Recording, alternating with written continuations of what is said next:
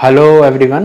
Last video में acute cardiac failure पढ़ा था, उसके ड्रग्स पढ़े थे। ठीक है, आज पढ़ेंगे कि क्या क्या ड्रग यूज़ हो रहे हैं क्रॉनिक कार्डियक फेलियर में।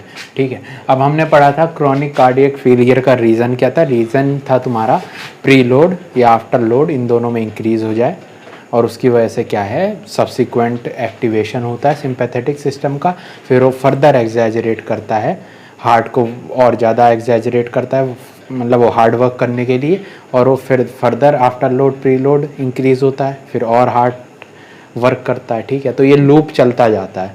तो अब इसमें क्या हमारा क्या एम होता है कि हम मोर्टेलिटी को घटा दें, कि मतलब है मोर्टेलिटी को प्रोलॉन्ग कर दें, कि किसी के अगर क्रॉनिक कंजस्टिव हार्ट फेलियर है तो कम से कम मतलब जो 5 साल का उसका गैप होता है अच्छे प्रोग्नोसिस का, 5 ईयर सर्वाइवल, उसको थोड़ा एक्सटेंड कर सके। ठीक है, तो इसमें यही मेन एम होता है। तो इसके लिए हमारा मकसद है कि प्री लोड आफ्टर लोड को कम करना है। आफ्टर लोड का सबसे बड़ा मेन कारण होता है तुम्हारा ब्लड प्रेशर, है ना, कि मान लो आयोटा में ब्लड प्रेशर ज़्यादा होगा तो हार्ट से ज़्यादा ब्लड जा नहीं पाएगा। तो उसको कम करने के लिए जो हम ड्रग्स यूज़ करते हैं तो उसी से शुरुआत करेंगे। तो सबसे पहली जो ड्रग यहाँ यूज़ करेंगे वो होती है तुम्हारी एस इनहिबिटर या फिर ARBs। ठीक है, ARBs बता दिया था, angiotensin receptor blocker. ACE inhibitor यानी एंजियोटेंसिनोजन कन्वर्टिंग एंजाइम। ठीक है, रास सिस्टम अच्छे से अगर पढ़ा होगा तो पता होगा एंजाइम क्या होता है। इसको अगर मैं इनहिबिट कर दूंगा तो एंजियोटेंसिन 2 नहीं बनेगा, उसकी वजह से BP भी नहीं बढ़ेगा, यानी आफ्टर लोड भी कम हो जाएगा। ठीक, पहले हमने ये दिया, और इसको देने का तरीका क्या है, पहले क्या करो, लो डोज में दो। लो डोज में क्यों दो, कि अगर पहले तुम हाई डोज में चढ़ा दिए तो एकदम से BP का फॉल होगा। ठीक, और BP जैसे ही फॉल होगा उसकी वजह से क्या दिक्कत आएगी, हाइपोटेंशन। और कौन से टाइप का हाइपोटेंशन, पोस्चुरल हाइपोटेंशन। पोस्चुरल मतलब जैसे बैठ के खड़े हुए आप तो एकदम से चक्कर आने लग जाएगा, उसको कहते हैं, मतलब वो एक सिम्टम होता है पोस्चुरल हाइपोटेंशन में। ठीक, तो पहले इसलिए लो डोज देते हैं ताकि ये साइड इफेक्ट ना आए, फिर स्लोली इंक्रीज करेंगे डोज को। ठीक है, स्लोली इंक्रीज करेंगे डोज को, कब तक, जब तक रिकमेंडेड डोज तक ना पहुंच जाए। ठीक है, रिकमेंडेड डोज जो होती है गाइडलाइंस में वहां तक ना पहुंच जाए। तो ये तरीका होता है एस को इसको। ठीक है, और जब इस पे पेशेंट वो हो जाता है एडजस्ट हो जाता है इस चीज़ पे, तो उसके बाद हम क्या करते हैं, इसके बाद हम देने लगते हैं तुम्हारा वॉल्सार्टन और सैक्यूबिट्रिल। क्या करेंगे उसको समझो। जैसे मान लो ये पेशेंट अडेप्ट हो गया, ठीक, पेशेंट अडेप्ट हो गया, जैसे पेशेंट अडेप्ट हो गया तो हम क्या करेंगे, एक दे देंगे, पहले बताया था सैक्यूबिट्रिल एंडोपेप्टाइडेज इनहिबिटर, सैक्यूबिट्रिल और वॉल्सार्टन। वॉल्सार्टन, ठीक है, इन दोनों का कॉम्बिनेशन देंगे। ठीक, अच्छा, जब इनका कॉम्बिनेशन देंगे तो जैसे ही जो मतलब एक्सपेक्टेड, अब क्या होता है कि हमें पता होता है कि इतने टाइम में इतना इम्प्रूवमेंट आना चाहिए, तो जैसे ही आधा इम्प्रूवमेंट आए, हाफ इम्प्रूवमेंट, ठीक है, जैसे ही आधा इम्प्रूवमेंट सुधार पेशेंट में देखने को मिलेगा तो हम ऐड करते हैं यहाँ पे बीटा ब्लॉकर। ठीक है, बीटा ब्लॉकर पढ़े होंगे तुमने क्या होता है, और बीटा ब्लॉकर जो तुमने ऐड किए वो बीटा ब्लॉकर क्या होते हैं, सबसे ज़्यादा क्या करते हैं, ये डिक्रीज़ करवाते हैं मोर्टेलिटी को, मोर्टेलिटी। ठीक, और बीटा ब्लॉकर तुम दे रहे हो, कौन कौन से बीटा ब्लॉकर यूज़ कर सकते हैं, तो नाम लिख लो, लिखना चाहो। एक होता है नेबिवोलॉल, मेटाप्रोलॉल, एटीनोलॉल। ठीक, तो ये सब बीटा ब्लॉकर हम यूज़ कर सकते हैं। ये और क्या करवाता है, मैक्सिमम डिक्रीज इन मोर्टेलिटी। कोई ड्रग नहीं करवाएगा, ये काफ़ी करवाता है। ठीक, इसकी वजह से क्या होगा, इसमें भी वही तरीका है, इसके ऐसे ही तो दे नहीं देंगे, शुरू में क्या करेंगे, लो डोज पे देंगे। लो डोज का कारण कि बीटा ब्लॉकर ABBP को कम करेगा, अचानक से दे देंगे तो पोस्चुरल हाइपोटेंशन, तो इसलिए पहले लो डोज देंगे, फिर ग्रेजुअली इंक्रीज़ कर देंगे, ठीक है। अच्छा, इतना हो गया। अब इसके बाद क्या, इतना लिख लिया, तो इसके बाद यहाँ से देखते हैं क्या होता है।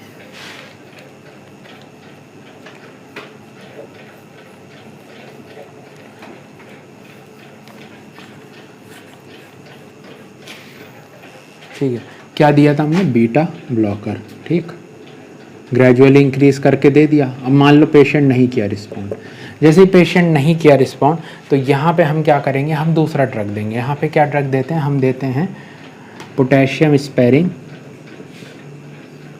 डायूरेटिक। नाम एग्जाम्पल दो एक, हाँ वही देते हैं, ठीक है, स्पाइरोनोलैक्टोन।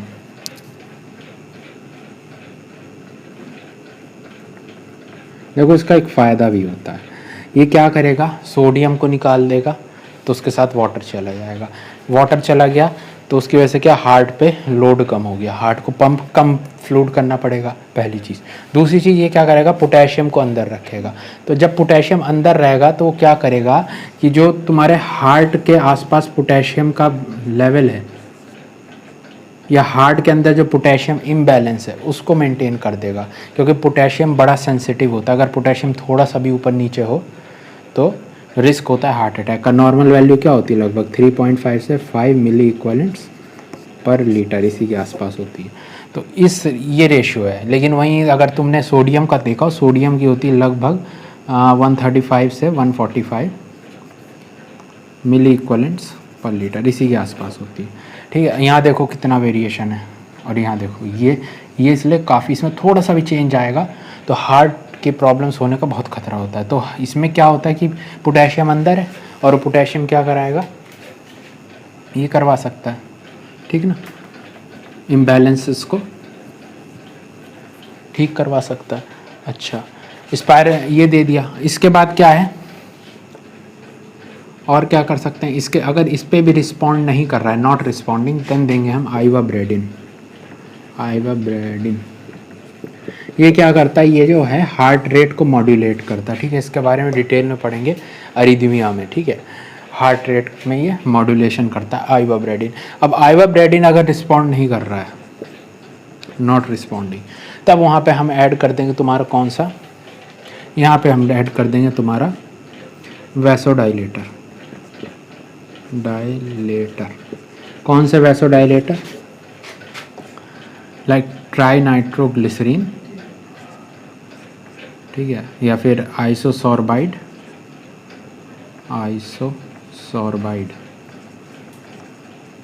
डाइनाइट्रेट, या फिर हाइड्रालाजीन, ठीक, ये हम ऐड करेंगे, ठीक। इतना कर दिया, इतना करने के बाद मतलब ये पूरा इसका मैनेजमेंट है। ये जो हमने इतना किया, इससे क्या हुआ, हमारा मेन काम था क्या करना, प्री लोड और आफ्टर लोड को कम करना, ये हमने कम कर दिया। अच्छा, दूसरी चीज़, अगर इसमें जो और सिम्टोमेटिक प्रॉब्लम है उसके लिए अगर सिम्टोमेटिक ट्रीटमेंट देना है, सिम्टोमेटिक ट्रीटमेंट, उसके लिए हम देते हैं डिजॉक्सिन, ठीक। ये क्या है, अमीनोग्लाइकोसाइड, ठीक है। तो ये हो गया तुम्हारा पूरा वो मैनेजमेंट का प्रोसेस क्या है, क्या क्या होगा, कैसे होगा। अब हमको क्या करना है, देखो इसमें क्या है, बीटा ब्लॉकर एएनएस में पढ़ा होगा, ठीक, पोटेशियम स्पेरिंग डायूरेटिक पढ़ा दिया है, आइवाब्रेडिन अरिदमिया में पढ़ेंगे, वैसोडाइलेटर नेक्स्ट लेक्चर में, अब डिजॉक्सिन अभी डिटेल में पढ़ना है हमको, ठीक। ये हो गया। ज़्यादातर इसमें जो ड्रग हैं कुछ तो होंगे, तुम्हें शायद समझ में भी आ रहा है कहाँ पे यूज़ हो रहे हैं, हाँ। और जो पहले पढ़ा था हमने एस इनहिबिटर, ARB, ये हाइपरटेंशन में कवर अप हो जाएंगे, ठीक है। तो अभी डिजॉक्सिन पढ़ते हैं डिटेल में, और एक और है PD फोस्फोडाइस्ट्रेस 3 इनहिबिटर, उसे दोनों को कर लेंगे, ठीक है।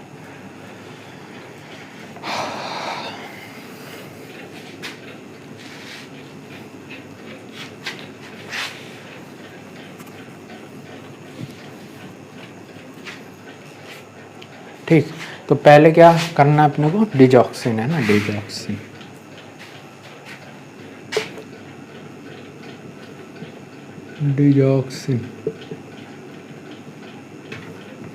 ठीक है। डिजॉक्सिन क्या है? एक टाइप का अमीनो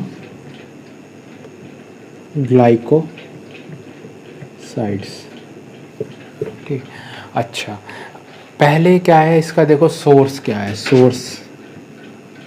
ठीक है, सोर्स होता है तुम्हारा कोई प्लांट, और उस प्लांट का क्या नाम है? उस प्लांट का नाम है तुम्हारा डिजिटैलिस लैनाटा,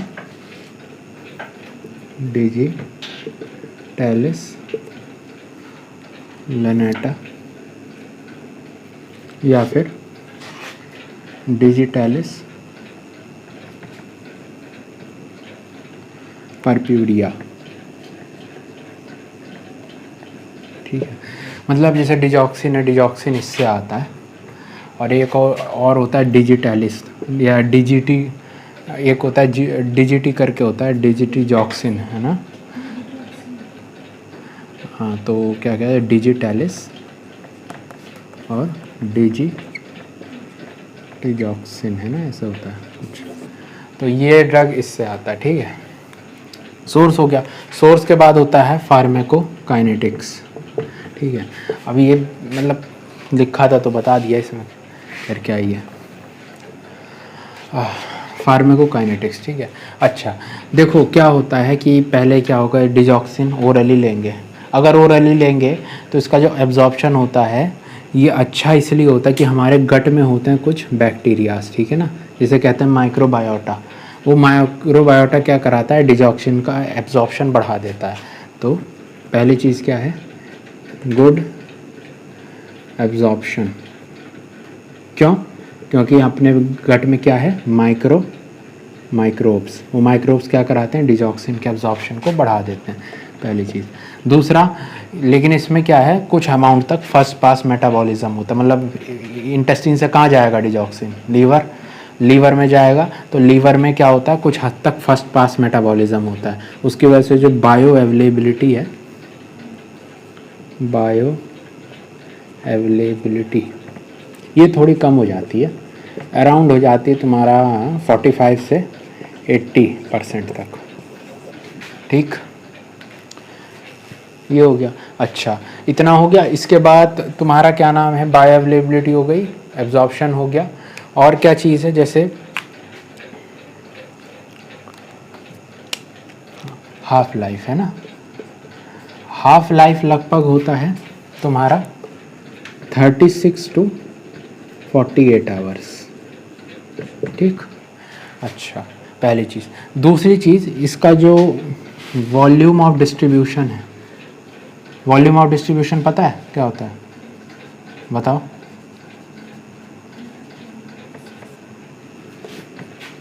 बता किसे, बोलो, नहीं पता? अरे मतलब सिंपली कहें तो जो तुम्हारे टिश्यूज़ होते हैं ना, हाँ हाँ, अगर डिस्ट्रीब्यूशन का मतलब ये है कि जैसे ही तुम्हारे ब्लड में आया कोई भी ड्रग, तो ड्रग कितनी जल्दी टिश्यूज़ में जाके कलेक्ट हो जाएगा। जितना ज़्यादा कलेक्ट होगा उसका वॉल्यूम ऑफ डिस्ट्रीब्यूशन उतना हाई होगा। ठीक है, तो इसका जो वॉल्यूम ऑफ डिस्ट्रीब्यूशन है काफ़ी हाई है, मतलब जैसे ही ब्लड में आएगा काफ़ी अमाउंट कहाँ चला जाएगा, टिश्यूज़ में। ठीक, अच्छा तो क्या करते हैं, जिन ड्रग्स का वॉल्यूम ऑफ डिस्ट्रीब्यूशन हाई होता है उसमें क्या करते हैं, उसमें देते हैं हम लोडिंग डोज,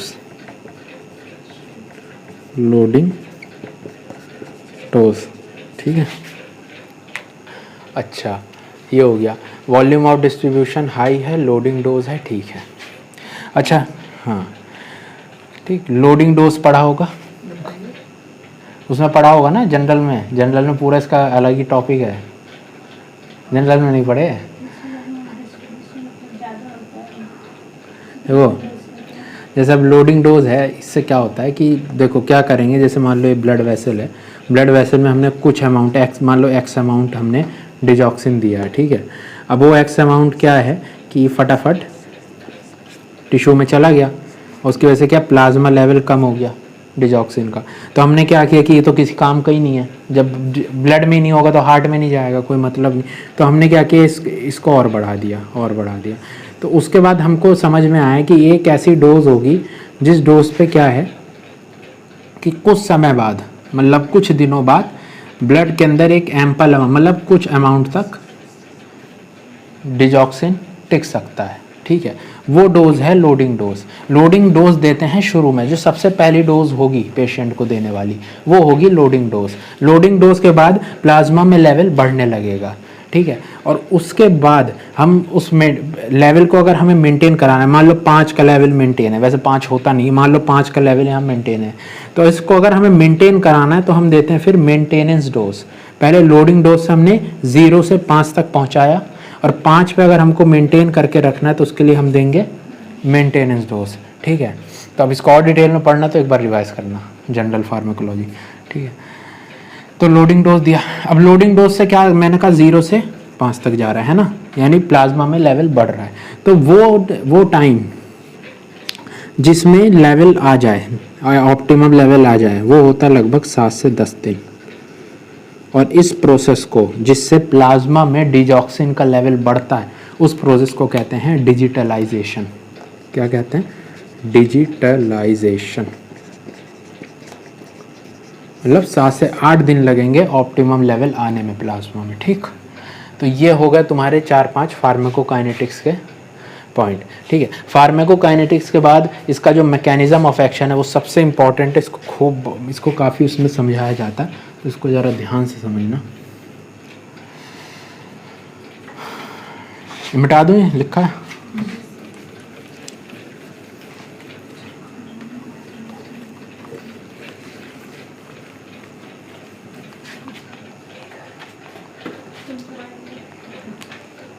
अच्छा, मैकेनिज्म ऑफ एक्शन,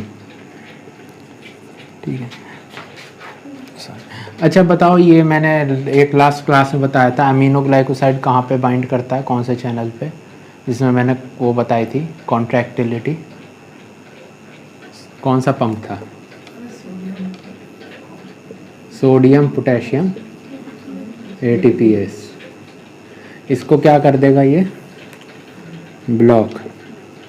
अगर ब्लॉक कर देगा, इसका क्या मतलब होगा? इसका काम क्या था? जैसे सोडियम पोटेशियम ATPase है, ये क्या कर रहा था? क्या करता है ये? अंदर क्या लाता है? 2, बाहर 3 सोडियम, ठीक। तो ये चीज़ होगी नहीं, और जब ये होगी नहीं तो इसका क्या मतलब है? सोडियम कहाँ इकट्ठा होने लगेगा? अंदर, और बाहर क्या इकट्ठा होने लगेगा? पोटेशियम। तो क्या होगा वो देखो, एक्स्ट्रा सेलुलरली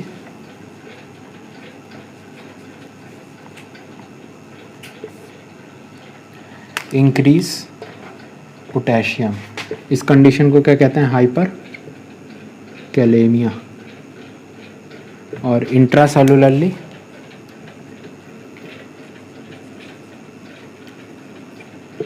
ये क्या कराता है? Increase in sodium, that is हाइपरनेट्रीमिया, लेकिन वो इंट्रासेलुलरली कोई मतलब नहीं।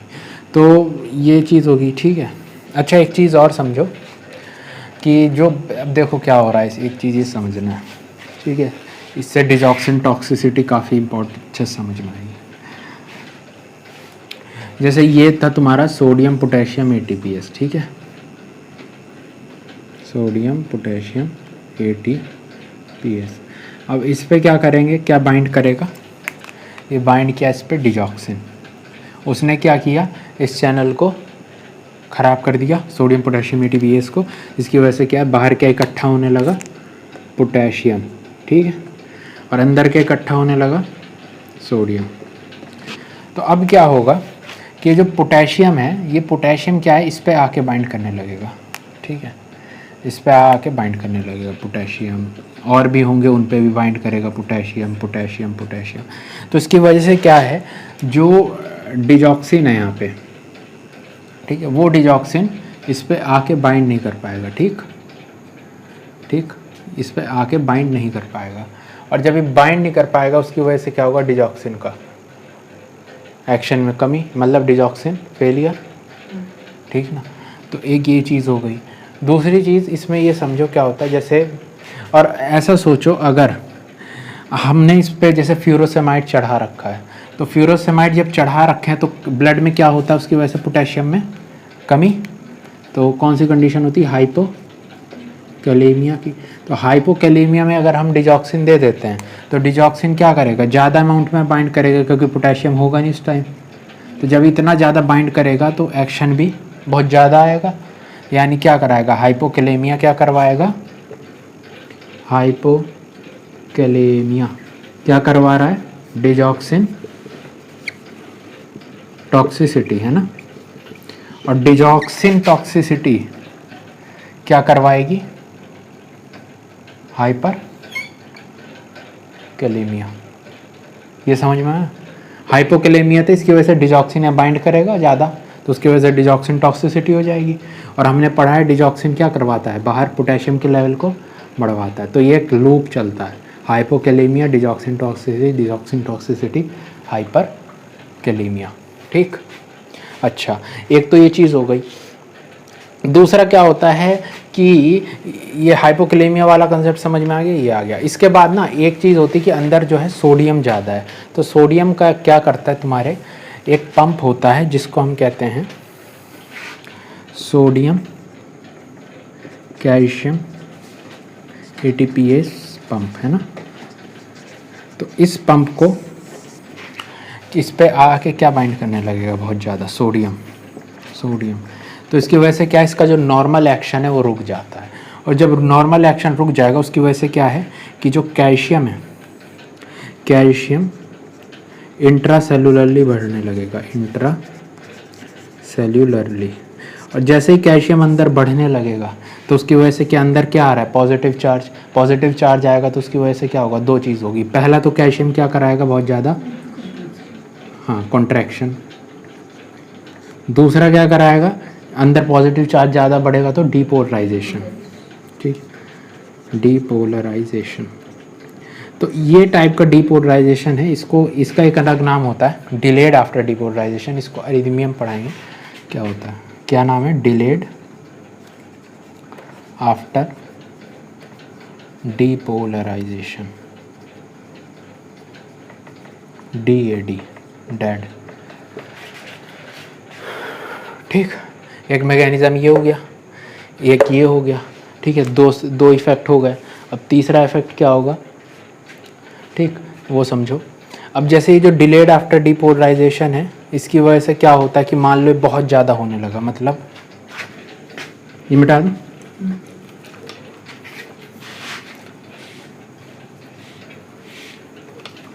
मान लो ये कैल्शियम का लेवल और बढ़ता गया धीरे धीरे सेल्स में, ठीक है, और ज़्यादा इनिबिशन हुआ, और ज़्यादा कैल्शियम बढ़ता जा रहा है। तो ये क्या कराएगा, और ज़्यादा डिलेड आफ्टर पोलराइजेशन ज़्यादा कराने लगेगा। उसकी वजह से क्या है, तुमने पढ़ा होगा कि डीपोलराइजेशन की वजह से हार्ट क्या करता है, कॉन्ट्रैक्ट। तो यानी कि कॉन्ट्रैक्शन एक्स्ट्रा होने लगेगा, यानी सिस्टोल एक्स्ट्रा होने लगेगा। उस सिस्टोल को क्या कहेंगे, एक्स्ट्रा सिस्टोल। तो एक्स्ट्रा सिस्टोल्स होने लगेंगे। अब जब एक्स्ट्रा सिस्टोल्स होने लगेगी तो उसकी वजह से क्या, हार्ट रेट क्या हो जाएगी, इर्रेगुलर। तो उसकी वजह से क्या होगा, अरिथमिया। और अरिथमिया में भी कई टाइप होते हैं। ज़्यादातर जो ये अरिथमिया होता है ये वेंट्रिकल से रिलेटेड होता है। तो अरिथमिया कैसे चालू होता है उसको समझो। सबसे पहले होगा एक्स्ट्रा सिस्टोल के बाद वेंट्रिकुलर बाईजेमिनी, मतलब बता दूंगा इसका, बाईजेमिनी और वेंट्रिकुलर ट्राईजेमिनी। ठीक है, मतलब इसका ये मतलब है कि जैसे इसमें क्या है ना, दो के पेयर में इर्रेगुलर बीट आती है। मान लो एक नॉर्मल बीट है, ये जैसे मान लो एक नॉर्मल बीट आई इस तरह, है ना। उसके बाद क्या होगा, एक यहीं पे एबनॉर्मल बीट आ जाएगी, फिर नॉर्मल बीट, फिर एक एबनॉर्मल बीट, है ना। तो इस टाइप से जो होता है, इसमें एक नॉर्मल साइनस रिदम होता है, एक एबनॉर्मल होता है। तो ऐसे कॉम्बिनेशन में जब आए उसको कहते हैं वेंट्रिकुलर बाईजेमिनी। और उसी की जगह ट्राईजेमिनी में क्या होगा कि मान लो एक नॉर्मल रिदम है, उसके साथ दो एबनॉर्मल रिदम आ जाएं, या फिर दो नॉर्मल रिदम आए उसके साथ एक एबनॉर्मल रिदम आ जाए। इस तरह के एरिथमिया को कहते हैं ट्राईजेमिनी। ठीक है, ट्राई मतलब 3 का पेयर, बाई मतलब 2 का पेयर। ठीक, सबसे पहले क्या होगा, वेंट्रिकुलर बाईजेमिनी ट्राईजेमिनी। अगर इसके बाद और कैल्शियम लेवल बढ़ा उसकी वजह से क्या होगा, वेंट्रिकुलर टैकीकार्डिया, ठीक है। अब वेंट्रिकुलर टैकीकार्डिया बहुत डेंजरस है, अगर ये हो जाए किसी को तो ये मान के चलो ये बहुत फेटल है, क्योंकि वेंट्रिकुलर टैकीकार्डिया की वजह से हार्ट पंप नहीं कर पाएगा। क्योंकि ऐसा सोचो कि ये बैग है, बैग अगर ऐसे दब रहा है तो अंदर का सामान आराम से बाहर जाएगा, लेकिन अगर ऐसा ऐसा होगा इस तरह तो अंदर सामान बाहर थोड़ा जा पाएगा इस तरह में, तो यही दिक्कत होती है। टैकीकार्डिया में क्या होगा, वेंट्रिकुलर टैकीकार्डिया में इंक्रीज़ हो जाएगी हार्ट रेट, है ना, बहुत ज़्यादा, और इसकी वजह से क्या होगा, वेंट्रिकुलर अरिदमिया, ठीक है। और अगर ये और ज़्यादा कैल्शियम लेवल बढ़ा इसके बाद भी अगर कैल्शियम लेवल बढ़ा तो उसकी वजह से होगा वेंट्रिकुलर फिब्रिलेशन, ठीक है। इवन फिब्रिलेशन मतलब 250, 300, 350 इतनी पहुंच जाती है हार्ट बीट, ठीक है। और ठीक है, तो ये चीज़ हो गई।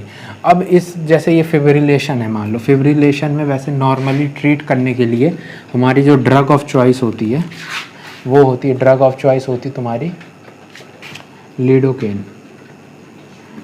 कभी कभी यूज़ कर सकते हैं हम एमियोडेरोन भी करते हैं, एमियोडेरोन भी यूज़ कर सकते हैं, ठीक, वेंट्रिकुलर टैकीकार्डिया, ठीक है। और हाँ, और अगर डिजॉक्सिन की टॉक्सिसिटी है, डिजॉक्सिन टॉक्सिसिटी है तो उस केस में हम यूज़ करते हैं डिजीवैंड, ठीक। तो ये हो गया तुम्हारा मैकेनिज़्म ऑफ एक्शन, ठीक। अब इसके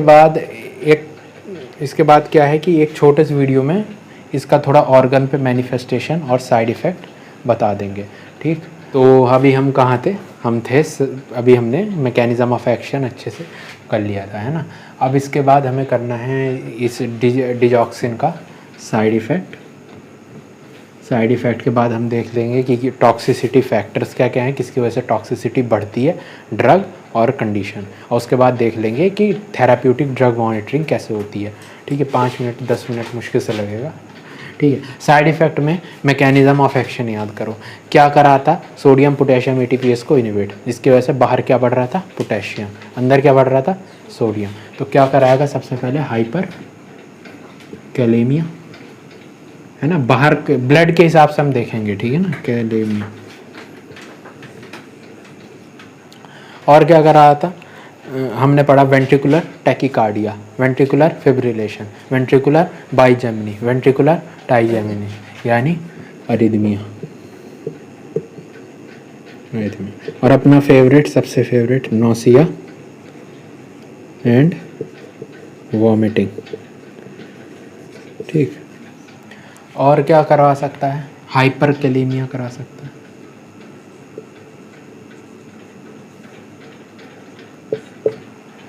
और हाइपोमैग्नीसीमिया भी कुछ लेवल तक करा सकता है, हाइपोमैग्नीसीमिया,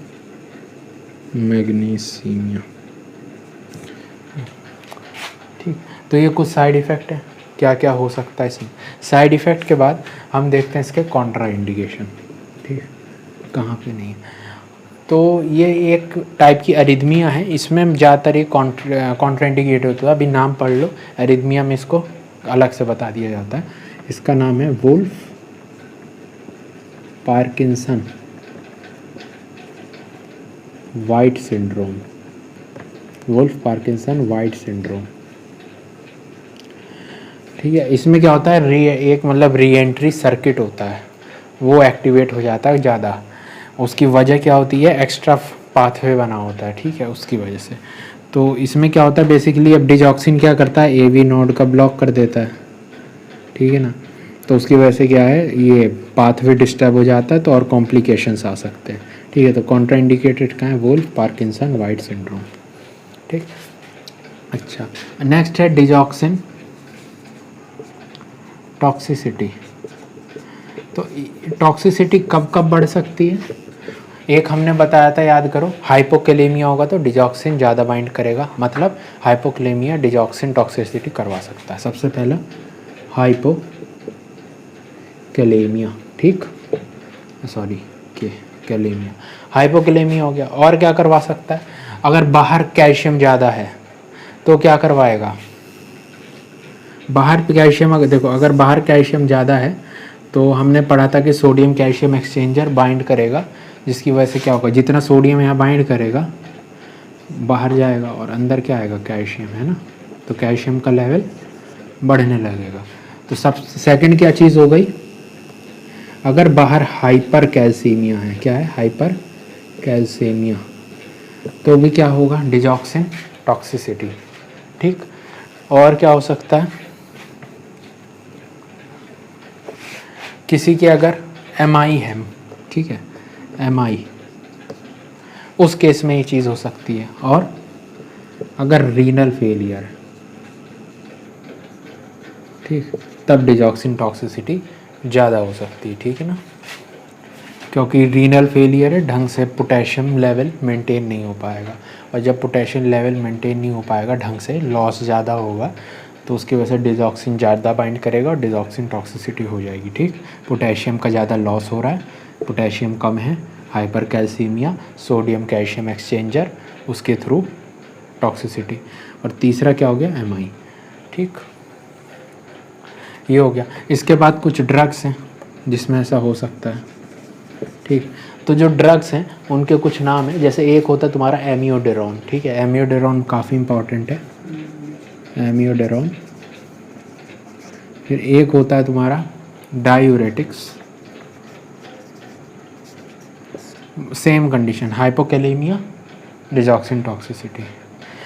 इसको अभी नहीं बता रहा हूँ, इसको जब वहाँ पढ़ेंगे ना ड्रग तो उससे लिंक हो जाएगा। ठीक, ये हो गया। और किस में करवा सकता है, एक होता है क्विनिडीन, ये ना एंटी एरिथमिक ड्रग है, मलेरिया में भी यूज़ करते हैं और एंटी एरिथमिक ड्रग भी है क्विनिडीन।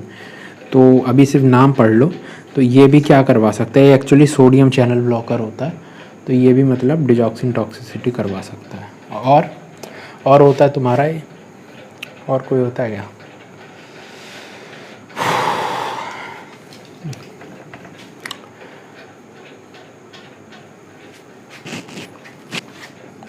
ठीक है। और एक कभी कभी क्या होता है, कुछ ना बीटा ब्लॉकर होते हैं, वो भी करवा सकते हैं। ठीक है, प्रोप्रेनोलॉल। और हाँ ठीक है, ड्रग हो गया और ये कंडीशंस हो गए। ठीक है, एक चीज़ और बताई थी कि इसमें क्या था कि हम लोडिंग डोज दे रहे थे, ठीक ना, लोडिंग डोज दे रहे थे। और दूसरी चीज़ इसमें हमें क्या करनी होती है, TDM, थेराप्यूटिक ड्रग मॉनिटरिंग। बताओ किन ड्रग्स की थेराप्यूटिक ड्रग मॉनिटरिंग की जाती है, इंडेक्स कम हो, हाँ, थेराप्यूटिक इंडेक्स कम हो। ठीक है, तो थेराप्यूटिक इंडेक्स किस में कम होगा, थेराप्यूटिक इंडेक्स कम होता है, जैसे इसकी रेंज होती है यहाँ पे लगभग 2 तक होती है, 2 नैनोग्राम। ठीक, और किससे, लगभग 0.6 से, है ना, या 0.4 से ले लो, 0.4 से 0.2 नैनोग्राम। ठीक, इस लेवल में इसकी कम होती है। ठीक, अब हमने क्या, अब ये रेंज है, ठीक है, मतलब अगर 2 नैनोग्राम से ऊपर हो गया तो क्या हो जाएगा, टॉक्सिसिटी। तो हमने क्या रेंज सेट कर दी, हमने कर दी लगभग 0.4 से 0.9 नैनोग्राम। ठीक, इस रेंज में हम मॉनिटर करते हैं पेशेंट को, और ये रेंज के अंदर अंदर हम ट्रीटमेंट करते हैं। 0.9 से ऊपर कोशिश करते हैं ना बढ़े। इवन ये कहा जाता है कि अगर जैसे 1.1 चला जाए नैनोग्राम, ठीक है, और पेशेंट में अगर वो हो, वेंट्रिकुलर फिब्रिलेशन हो, तो उस केस में मोर्टेलिटी के चांसेस कई गुना बढ़ जाते हैं। देख रहे हो, मतलब 2 के अंदर ही है लेकिन मोर्टेलिटी हो रही है, कब, अगर वेंट्रिकुलर फिब्रिलेशन हो जाए। ठीक ना, तो ये भी कभी कभी हो सकता है कुछ स्पेशल कंडीशन में। ठीक है, तो ये पूरा TDM में हो गया। और TDM के बाद, TDM हो गया ना, हाँ, TDM के बाद ये तुम्हारा पूरा डिजॉक्सिन कंप्लीट होता है। और डिजॉक्सिन कंप्लीट होने के बाद एक छोटा सा टॉपिक था जो छूट गया था, इसी में कर लेते हैं, वो था फॉस्फोडाइस्ट्रेस 3 इनहिबिटर, है ना, फॉस्फोडाइस्ट्रेस 3 इनहिबिटर। ठीक है ना, फॉस्फोडाइस्ट्रेस 3 इनहिबिटर। ठीक, देखो क्या होता है कि डायस्ट्रेस 3 इसका काम क्या होता है? इसका काम होता है जो तुम्हारा साइक्लिक जीएमपी है, ठीक है, साइक्लिक जीएमपी इसका क्या करवाता है? ये डिस्ट्रक्शन, ठीक है, या फिर साइक्लिक एएमपी है, इसका क्या करवाता है? डिस्ट्रक्शन। अब मान लो इसी को मैं इनहिबिट कर दूं PDE3 को, तो इसकी वजह से साइक्लिक एएमपी बढ़ जाएगा और साइक्लिक जीएमपी बढ़ जाएगा। अब साइक्लिक एएमपी क्या करवाता है? ब्लड वेसल में वैसो डायलेशन, और हार्ट में क्या करवाता है? अगर वो पढ़ाओ GPCR तो उसमें चीज़ बताई थी, क्या कर ओपन करवाता है? पोटेशियम कैल्शियम चैनल्स, इसकी वजह से क्या होता है? कॉन्ट्रैक्शन। अब देखो क्या है, वैसोडाइलेशन प्लस कॉन्ट्रैक्शन, ठीक है। वैसोडाइलेशन की वजह से प्रीलोड आफ्टर लोड कम होगा और कॉन्ट्रैक्शन की वजह से कॉन्ट्रैक्टिलिटी बढ़ जाएगी, तो इसको कहते हैं वैसोडाइलेटिंग आइनोट्रोप, ठीक है ना, वैसोडाइलेटिंग आयोनोट्रॉप। आयोनोट्रॉप मतलब कॉन्ट्रैक्टिलिटी काफ़ी ज़्यादा बढ़ गई है। और वहीं जैसे क्रोनोट्रॉप होता है, क्रोनोट्रॉप मतलब heart rate, number of beats per minute वो बढ़ रही है, ठीक है ना। तो ये क्या है? वैसोडाइलेटिंग आयोनोट्रॉप, ठीक। इसमें जो ड्रग है, ड्रग के एग्जांपल है, जैसे एक बड़ा फेमस है मिलरिनोन, मिलरिनोन, ठीक, मिलरिनोन है। फिर एक और होता है तुम्हारा एमलिरोन होता है, ठीक। तो ये सब ड्रग यूज़ करे जाते हैं, ठीक। और इसका एक साइड इफ़ेक्ट होता है थ्रोम्बोसाइटोपिनिया, मतलब थ्रोम्बिन नहीं भाई, प्लेटलेट्स कम हो जाना, ठीक है।